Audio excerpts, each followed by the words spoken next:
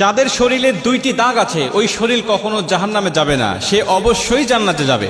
হাদিসটি সহিহ তিরমিজির 1669 নম্বর হাদিস এবং সহিহ আত-তারগিবের 1376 নম্বর হাদিস।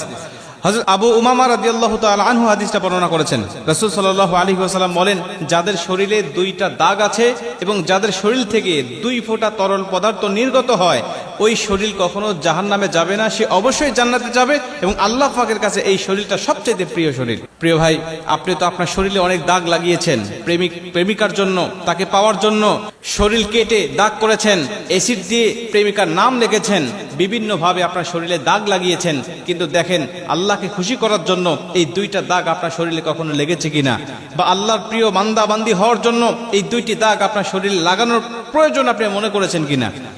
রাসূল সাল্লাল্লাহু আলাইহি ওয়াসাল্লাম বলেন, 1 নম্বর দাগ হলো যে ব্যক্তি জিহাদের ময়দানে আল্লাহকে খুশি করার জন্য, আল্লাহর দ্বীন